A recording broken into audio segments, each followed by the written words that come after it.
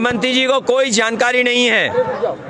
अभी वो कह रहे हैं कुंभ में साजिश थी, षड्यंत्र थी और कोई फोर्स लगाई है उन्होंने, नई फोर्स।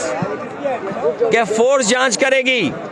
अरे ऐसी फोर्स को तो सस्पेंड कर देना चाहिए जो घटना होने दे रही है। जो फोर्स को अब लगा रहे हैं, कह रहे हैं ये फोर्स जांच करके बताएगी कि साजिश क्या है। मुख्यमंत्री जी को तो ऐसी फोर्स को हटा देना चाहिए जो साजिशी और षड्यंत्र नहीं बता पा रहे हैं। मुख्यमंत्री जी अपनी नाकामी बताना चाहते हैं। जो मुख्यमंत्री 100 करोड़ का इंतजाम कर रहा था, जो मुख्यमंत्री 100 करोड़ का इंतजाम कर रहे थे, वो बताओ जो करोड़ लोग आए उसका स्नान भी नहीं करा पाए।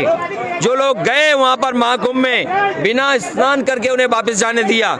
ये पहली बार हुआ होगा जहां पर लोग श्रद्धा के साथ आए, स्नान करने आए, पुण्य के लिए आए, लेकिन उन्हें स्नान करने नहीं दिया।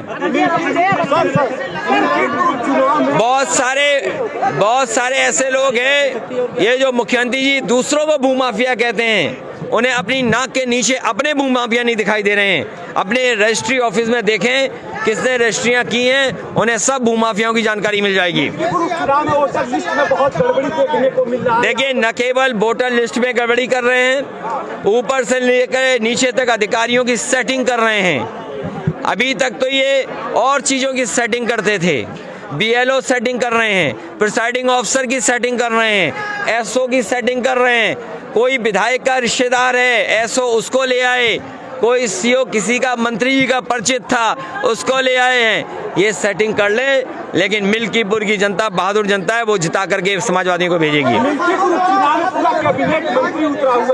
ये कैबिनेट मंत्री वो लोग हैं जो अपने विभाग नहीं संभाल पा रहे हैं। जो कैबिनेट मंत्री अपना विभाग नहीं संभाल पा रहे हैं, वो बताओ चुनाव क्या संभालेंगे। एक एक मंत्री के बारे में जानकारी करिए।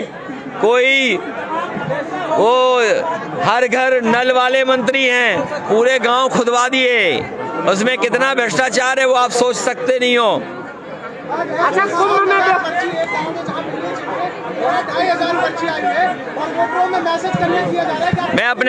मैं अपने वोटरों से और इलेक्शन कमीशन से अपील करूंगा।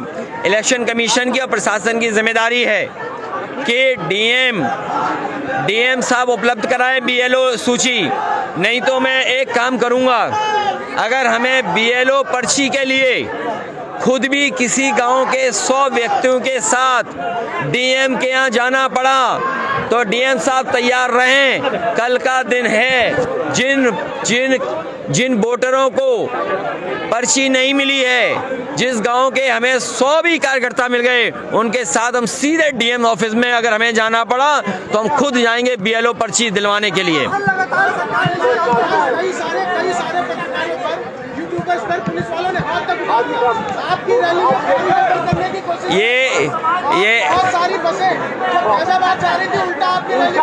ये मैं तो आपको कहूँगा कि DM साहब ने या जो इंजीनियर साहब ने यहाँ के कोऑर्डिनेट्स दिए जाते हैं, वो कोऑर्डिनेट भी गलत दिए जिससे हेलीकॉप्टर ना उतर पाए।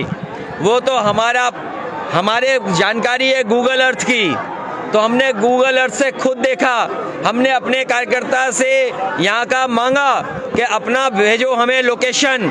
जब उसने भेजा हमें, तो उसके माध्यम से यहाँ उतर पाए। सोचिए, जो प्रशासन हमारे हेलीकॉप्टर उतारने के लिए गलत कोऑर्डिनेट दे रहा हो, तो वो तो अधिकारी यही करेंगे। और मैं आप पत्रकार साथियों से कहूँगा, आप जानकारी करना यहाँ के अधिकारियों ने जो कोऑर्डिनेट हमें भेजे थे और इस हेलीपैड के कोऑर्डिनेट क्या हैं। आज मिल्कीपुर विधानसभा क्षेत्र का उपचुनाव, जिसका मतदान 5 तारीख को होना है। आज हमारे नेता माननीय अखिलेश यादव जी आए थे। समाजवादी पार्टी इंडिया गठबंधन के उम्मीदवार अजीत प्रसाद के समर्थन में, और अजीत प्रसाद को साइकिल पर बटन दबाकर और PDA के उम्मीदवार, इंडिया गठबंधन के उम्मीदवार, समाजवादी पार्टी के उम्मीदवार अजीत प्रसाद को जिताने के लिए आए थे। यूँ तो एक ये विधानसभा का चुनाव अकेला चुनाव है जो जहाँ तक मेरी जानकारी है हिंदुस्तान का अकेला ही चुनाव है और इसकी चर्चा सारे देश और दुनिया में हो रही है। यूँ तो मिल्कीपुर का विधानसभा का चुनाव है, लेकिन इसकी चर्चा पूरे देश और दुनिया में हो रही है। और आज के इस सैलाब को देखकर देवतुल्य मतदाताओं ने आकर, जनता जनार्दन ने आकर इस बात का आश्वासन और इस बात का आशीर्वाद दिया कि समाजवादी पार्टी के उम्मीदवार, इंडिया गठबंधन के उम्मीदवार, पीडीए के उम्मीदवार अजीत प्रसाद को केवल हम जिताएंगे ही नहीं जिताएंगे, बल्कि इस देश में एक इतिहास कायम करेंगे और यहाँ से भारतीय जनता पार्टी की जमानत जब्त करके और हम नींव भर रहे हैं 27 में समाजवादी पार्टी इंडिया गठबंधन का अखिलेश यादव के नेतृत्व में सरकार बनाने का। रोया था, आपके आंसुओं को देश ने देखा था। आज अयोध्या पुलिस ने उसका जो है खुलासा किया है, उसमें 3 लोग पकड़े गए हैं। क्या कहेंगे, क्या इस खुलासा को कैसे देखते हैं आप? ऐसा है, ये पुलिस की लापरवाही है।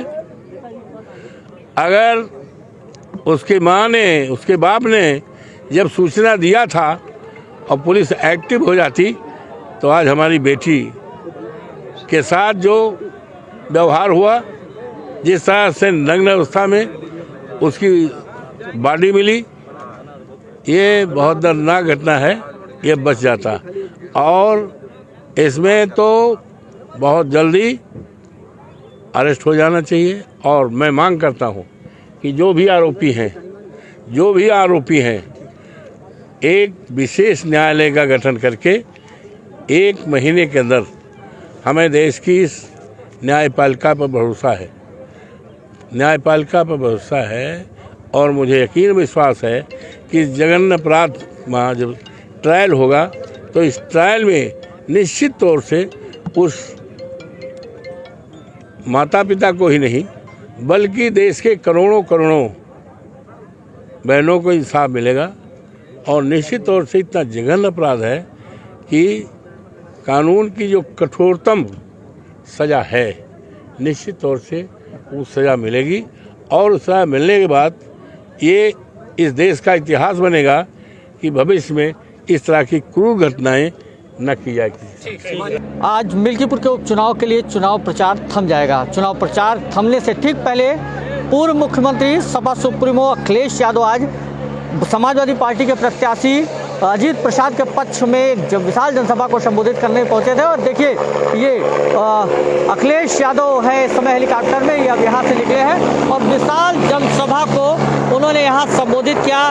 इसके साथ ही महाकुंभ के भगदड़ को लेकर के भी अखिलेश यादव ने मुख्यमंत्री योगी आदित्यनाथ पर हमला बोला और लगातार उन्होंने कहा कि जिस तरीके की चीज़ें महाकुंभ में हुई उसको लेकर के लगातार वो उत्तर प्रदेश सरकार को घेरते नजर आए। साथ ही 2027 के चुनाव को लेकर भी उन्होंने यहाँ पर जनता को साधने का प्रयास किया। उन्होंने कहा हमारी सरकार बनेगी तो इकाना जैसा स्टेडियम अयोध्या में भी क्रिकेट प्रेमियों के लिए होगा। तो इसके साथ ही अयोध्या एक बार फिर वर्ल्ड सिटी के रूप में जानी पहचानी जाएगी। आज शाम 5 बजे अयोध्या में चुनाव प्रचार थमेगा। चुनाव प्रचार थमने के ठीक पहले समाजवादी पार्टी के सुप्रीमो अखिलेश ने अजीत प्रसाद के पक्ष में एक विशाल जनसभा को संबोधित कर उनका समर्थन जुटाने का प्रयास किया है। सहयोगी सर्वेश के साथ निमित गोस्वामी, न्यूज़ 18 अयोध्या।